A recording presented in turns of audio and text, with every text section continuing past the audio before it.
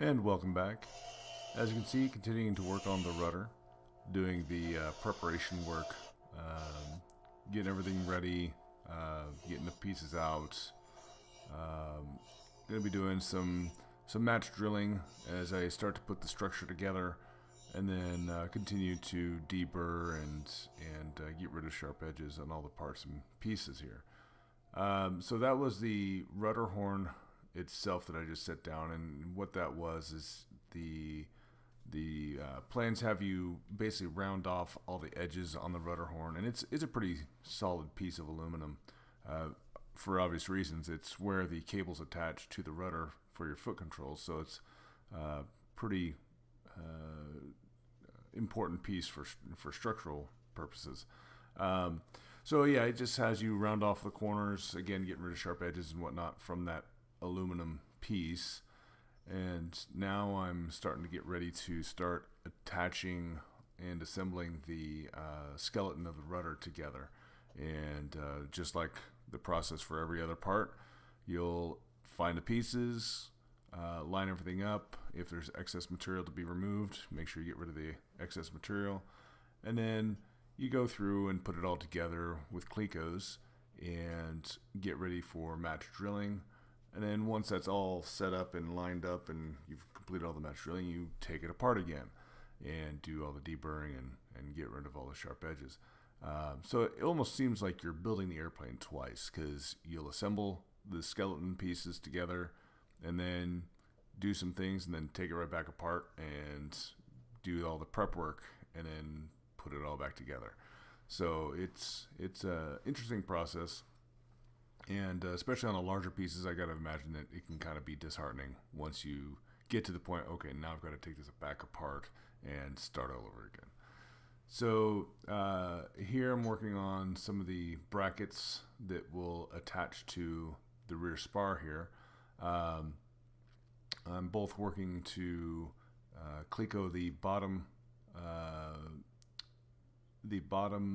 rib, as well as the rest of the rudder horn assembly, and then I'll start attaching the brackets for the some of the other pieces further up the spar. And so here I'm starting to line up everything for the bottom rudder, the bottom rib of the rudder, and just making sure that everything lines up the way it's supposed to be. And this is there's a doubler on the back side of this, and then that's the bottom rib that you see sticking up there. And so I'm just lining everything up and making sure I'm looking at the right holes. And then I realize, oh, hey, dummy, you're looking at the wrong side of the rib, or the spar, so flipped it over to the right side. And so now I'm just lining everything up, doubler on the back side, and there's a spacer underneath the bottom rib, and just putting everything together.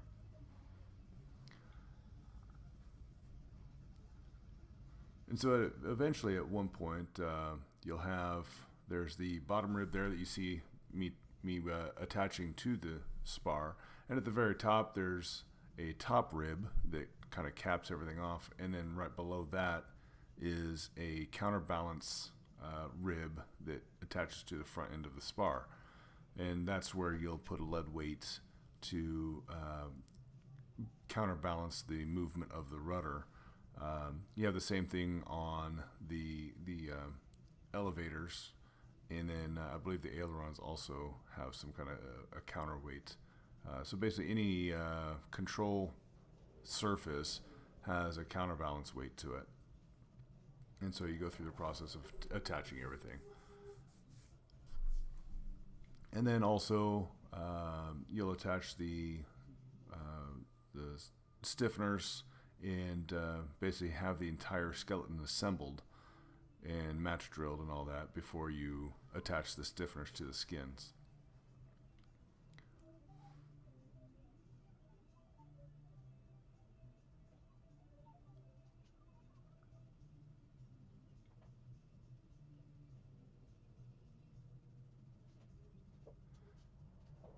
Then here, just getting ready to match drill and get all the holes prepped for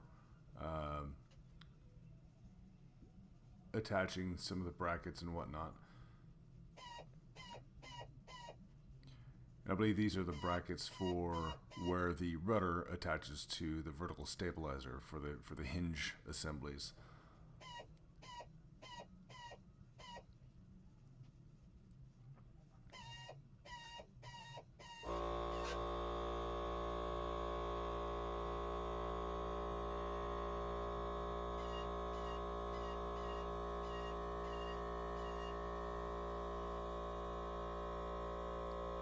And the process is starting to come a little quicker as I'm getting more experience working with the materials and kind of gaining more experience with how the process is supposed to work. And again, I've run into trouble still with making sure that I'm following the step exactly as the step is intended. I still catch myself trying to get ahead of myself, and it's bit me a couple times. And it's hard because you look at the instructions. Okay, I'm supposed to do this, and as you're working on it, okay, well, I also see that I'm probably supposed to do this as well, and so you continue on, and then you read back in the instructions. Oh wait, I should have waited until after I did this. So one piece of advice as you're working through it, make sure you're doing the step exactly as the step reads. Don't try to go ahead of the step.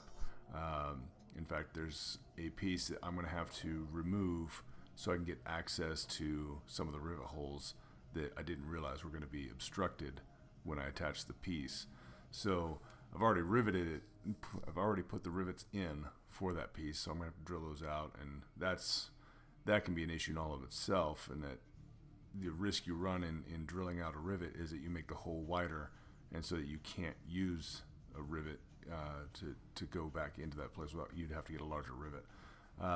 So that's one thing I'm going to have to figure out how to do without damaging the hole themselves. Because I don't want to keep buying new parts. I don't want to pay for a second plane as I'm going along. All that does is adds to the total cost, and that's no fun. So something I'm really having to discipline myself with is making sure that I'm not reading or not going ahead of the step of what I'm actually working. So now I'm going through and deburring the holes that I just match drilled for the rudder hinge brackets. And some folks like to wait till the very end and deburr everything at once. I kind of like to do it as I go along.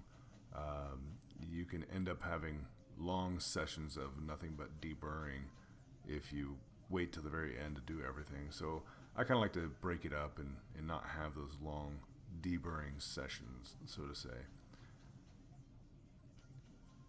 So like I said, these are all the brackets for the rudder hinge assemblies, the rudder hinge brackets. This is where the rudder will attach to the vertical stabilizer.